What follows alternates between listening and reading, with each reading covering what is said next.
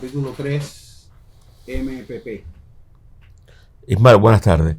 Mira, la MPP es un programa del gobierno federal americano que está siendo retado en las Cortes Federales.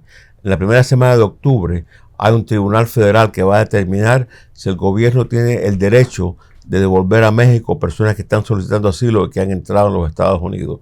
Así que a lo mejor para principios de octubre este proyecto del MPP va a estar con una solución, yo espero, positiva hacia los inmigrantes que están solicitando asilo en la frontera.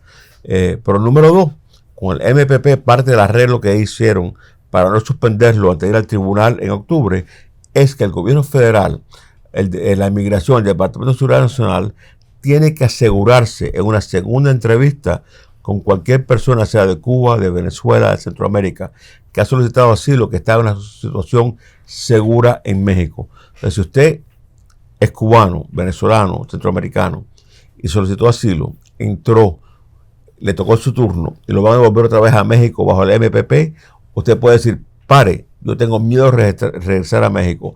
En México me han secuestrado, me han atropellado, trataron de violar a mi hija, me han extorsionado, no tengo un lugar seguro para vivir por estas condiciones.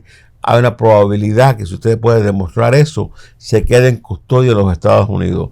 Una vez en custodia en los Estados Unidos, después de haber tenido una entrevista de miedo creíble, puede tener oportunidades de salir de custodia bajo fianza, bajo palor, con grillete o bajo su propia palabra.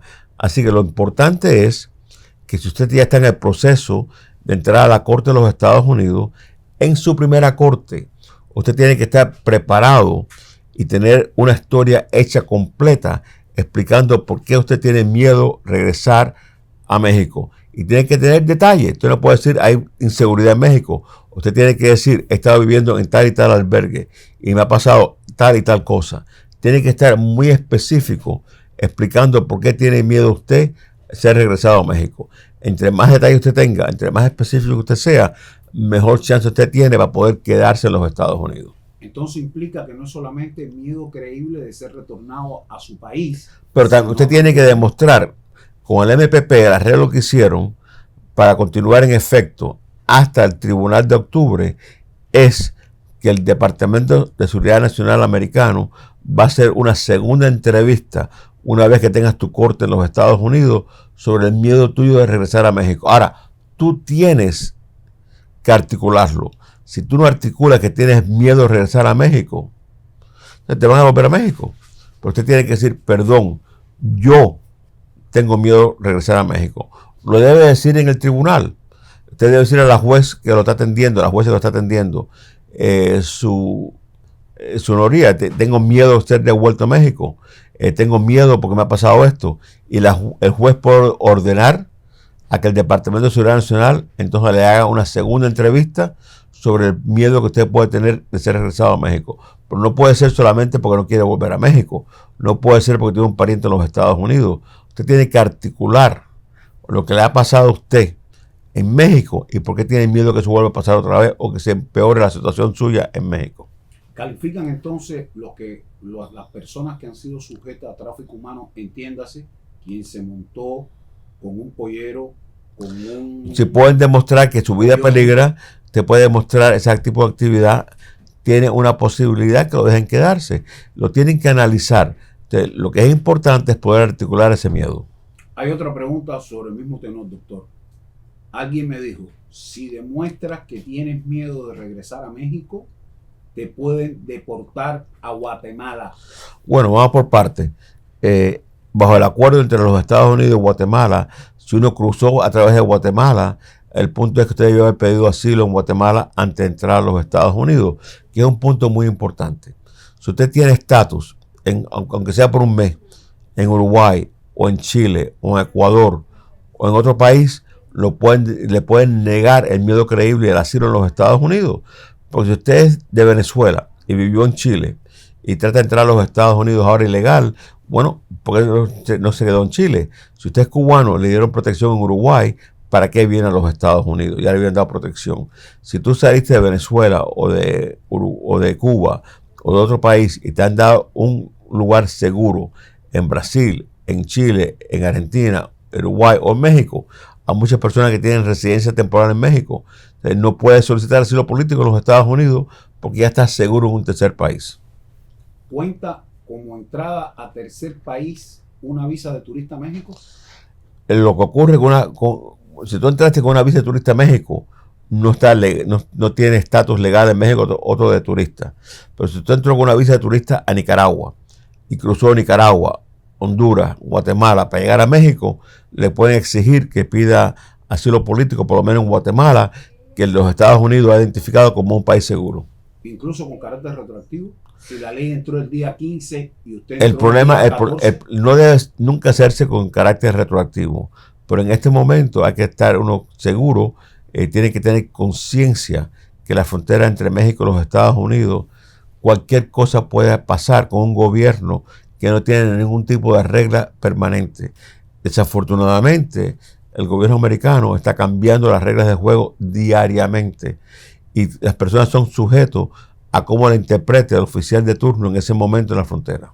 Me pregunta uno de los 21,000 cubanos varados en la frontera: ¿es posible yo pedir un permiso desde Canadá para que pase mi familiar a través de los Estados Unidos? No. Usted tiene que seguir la ley de Canadá. Si Canadá le va a dar protección a usted y le va a dar documentación para Canadá, usted puede ir a la embajada canadiense en el DF o donde esté la embajada canadiense más cercana y obtener el pasaje para volar de México a Canadá. Los Estados Unidos no le va a dar a una persona tránsito a través de los Estados Unidos para ir a Canadá si no tiene una visa para ir a Canadá. Y si tiene una visa para ir a Canadá, va a tener que ir en avión. Y una última pregunta. La semana pasada, algunos medios estuvieron informando de algunos estados al noroeste de los Estados Unidos, entiendas Alaska, California, que sí permitían el derecho de asilo. Bueno, vamos por partes. El asilo político es una ley nacional, es una ley del gobierno federal. Ningún estado puede determinar cómo se aplica la ley de migraciones. Ningún estado puede determinar quién puede recibir asilo político. Eso lo decide el gobierno federal. Todos los estados con frontera, si uno entra a esos estados, puede solicitar asilo político. Yo he tenido cubanos que fueron a través de Siberia, entraron por Alaska y pidieron asilo en Alaska. He tenido colombianos que cruzaron de Vancouver al estado de Washington y Oregón en la frontera del oeste americana. He tenido personas que han entrado a través de Michigan, a través de Minnesota, a través de Nueva York. Si tú estás en un barco y el barco toca tierra en Carolina del Norte, tú puedes solicitar asilo en Carolina del Norte. Cualquier persona, si tú estás en un avión que viene de Venezuela y aterriza en Texas, pediste asilo en Texas. Si fuiste en un avión que salió de Brasil y llegó a Nueva York, puedes asilo en Nueva York cuando estés en el aeropuerto de Nueva York. Tú tienes que solicitar asilo en el primer puerto que tú entres. Doctor, si alguno de estos migrantes que están en la frontera cruzan el río Bravo y llegan a Miami, incluso con las condiciones o llegan a Estados Americanos, cualquiera de esas fronteras, ¿ellos cualifican para asilo? Cualquier persona que entre a los Estados Unidos sin ser inspeccionado va a tener un camino duro para un asilo, pero tiene el derecho. Yo tengo personas que han entrado en balsa, que no se rindieron en la frontera y que estamos solicitando asilo por ello. Tengo personas que han entrado por la frontera de México, llegaron a Miami y pidieron asilo en Miami. Entonces, es un proceso más difícil. Tienen que explicar por qué lo han hecho de esa forma, pero legalmente pueden hacerlo. Y por último, ¿en qué estado está el caso, si se puede hablar, de este compatriota que llegó en la barriga? Bueno, el señor García Duque, que llegó como en la barriga, como tú bien dices, de Polizón. Él está detenido en un centro de detención aquí en Miami. Él tiene que ganar asilo político, porque como un polizón solo puede legalizarse en los Estados Unidos a través del asilo político. Así que yo tengo esperanza que en el futuro él tenga un resultado positivo. Muchísimas gracias, doctor. Gracias a ti, Ismael. Siempre agradecido para aquellos que están en la frontera esperando, que son 21,000 por la cuenta que estuvimos sacando. 16,000 en Juárez, otros 4,000 en Reynosa y otros restos. Lamentablemente es así. Increíble. El camino para muchos cubanos, muchos venezolanos, muchos centroamericanos bajo este gobierno va a ser virtualmente imposible. Y va a ser muy difícil. Y para muchos va a ser imposible. Muchísimas gracias. Gracias a usted. Siempre.